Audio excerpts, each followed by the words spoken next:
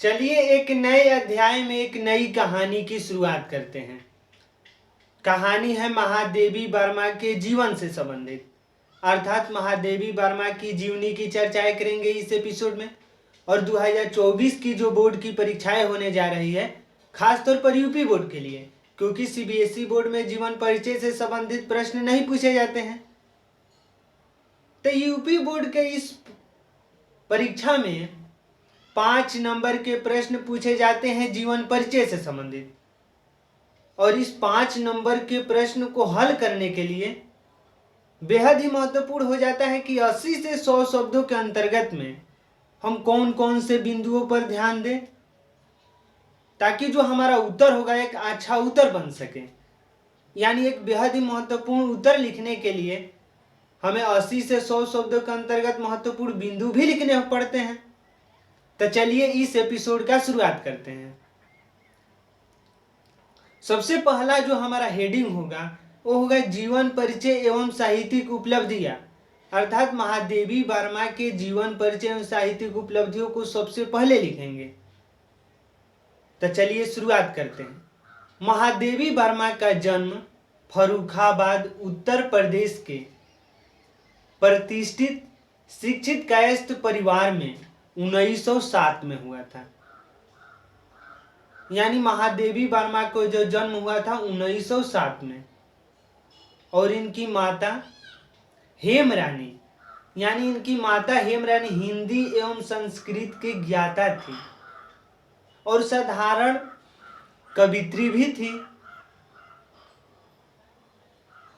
इस तरह से महादेवी वर्मा के माता एवं अपने नाना के शिक्षा से प्रभावित हो गई महादेवी वर्मा और अपने अध्यापन को जारी रखा। और महज 9 वर्ष में ही उनकी शादी हो जाती है। यानी महादेवी वर्मा का जो विवाह हो जाता है 9 वर्ष की उम्र में। लेकिन जो शिक्षा के प्रति उनका जागरूक था वो कभी कम नहीं हुआ। उन्होंने अध्यापन का कार्य जारी रखा और तमाम तरह की परीक्षाओं को सफलतापूर्वक उत्तीर्ण किया।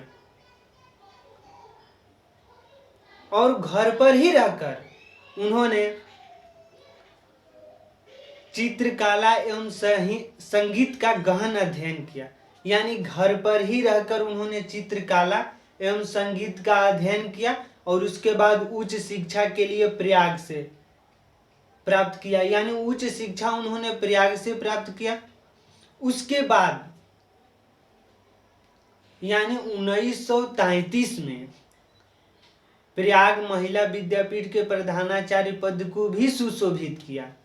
और कुछ समय तक उन्होंने चांद पत्रिका का संपादन भी किया। यानी उन्होंने चांद पत्रिका का संपादन करने के बाद 1933 में प्रयाग महिला विद्यापीठ के प्रधानाचार्य पद को संभाला। और उसके बाद यानी हिंदी साहित्य सम्मेलन द्वारा उन्हें केसरिया एवं मंगला प्रसाद पारितोषिक सम्मान से भी सम्मानित किया गया। जब आगे की बढ़ते हैं यानी 1983 के दौरान, यानी 1933 में उन्हें प्रयाग महिला विद्यापीठ के प्रधानाचार्य बनाया गया। और 1983 में उन्हें भारत भारती पुरस्कार दिया गया, ज्ञानपीठ पुरस्कार से भी सम्मानित किया गया 1983 में। और उसके कुछ वर्ष बाद ही उन्हें भारत सरकार द्वारा पद्म भूषण से भी सम्मानित किया गया। यानी 1933 में प्रयाग महिला विद्यापीठ के प्रधानाचार्य बनी। और उसके बाद हिंदी साहित्य सम्मेलन द्वारा केसरिया एवं मंगला प्रसाद पुरस्कार से सम्मानित किया गया। और 1983 में भारत भारती एवं ज्ञानपीठ पुरस्कार तथा भारत सरकार द्वारा पद्म भूषण से भी सम्मानित किया गया। इस तरह से जब आगे बढ़ते हैं तो 11 सितंबर 1987 को मृत्यु हो जाता है। यानी निधन होता है 11 सितंबर 1987 को। तो इस तरह से जीवन परिचय एवं साहित्यिक उपलब्धियों को हम समझे। जब आगे की जो हमारा हेडिंग होगा वो होगा कृतियां, यानी उनकी रचनाओं को हम लिखने की कोशिश करेंगे। यानी रचनाओं के अंतर्गत में हम लिख सकते हैं कि उनकी जो प्रथम काव्य संग्रह है यानी महादेवी वर्मा का प्रथम काव्य संग्रह निहार है और उन्होंने रसीम की भी रचनाएं की। रसीम आत्मा परमात्मा के बीच मधुर संबंधों के संगीत को मतलब उसमें पिरोया है। यानी रसीम के अंतर्गत में उन्होंने आत्मा परमात्मा के बीच मधुर संगीत का संकलन किया है। उसकी अलग एक कृतियों की बातें करते हैं तो नीरजा है। यानी नीरजा के अंतर्गत में उन्होंने प्रकृति प्रधान संगीत का मतलब संकलन किया, यानी प्रकृति प्रधान काव्य संग्रह किए हैं। तो इस तरह से उनकी जो रचनाएं हैं वो है निहार, रसीम और नीरजा। जब उनकी भाषा शैली की बातें करते हैं तो उन्होंने संस्कृत निष्ठ खड़ी बोली का प्रयोग किया है अपने लेखन के दौरान। यानी जो भी उनके काव्य लेखन किए हैं महादेवी वर्मा ने, उन्होंने संस्कृत निष्ठ शब्दों का प्रयोग किया है, छंद का प्रयोग किया है अपने लेखन के दौरान और अलंकार के प्रयोग पर ज्यादा बल दिया है। यानी उन्होंने अपने लेखन में उपमा अलंकार का प्रयोग किया है, सलेश अलंकार का प्रयोग किया है, मानवीकरण अलंकार का प्रयोग किया है। इस तरह से अलंकार के प्रयोग ने उनके काव्य संग्रह को एक अलग पहचान देने का काम किया है। जब उनके हिंदी साहित्य में स्थान की बातें होती हैं तो उनका काला पक्ष एवं भाव पक्ष के कारण हिंदी साहित्य में अलग तरह की पहचान बना चुके हैं। यानी जैसे ही काला पक्ष और भाव पक्ष की जब चर्चाएं होती हैं तो महादेवी वर्मा का नाम सबसे ऊपर आता है।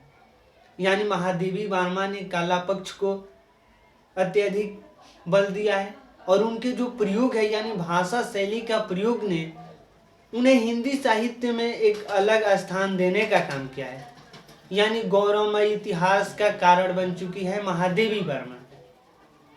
तो आज के इस एपिसोड में महादेवी वर्मा के जीवन परिचय एवं साहित्यिक उपलब्धियों को हम जाने, उनकी रचनाओं को समझने की कोशिश किए, उनकी भाषा शैली को भी समझे और उनकी हिंदी साहित्य में स्थान की भी चर्चाएं कर चुके हैं।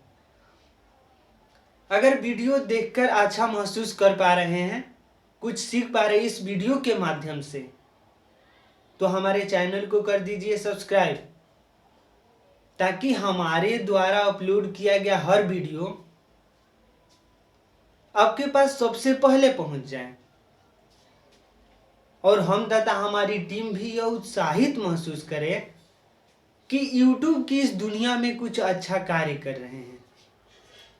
तो हमें दीजिए इजाजत। धन्यवाद। Thank you.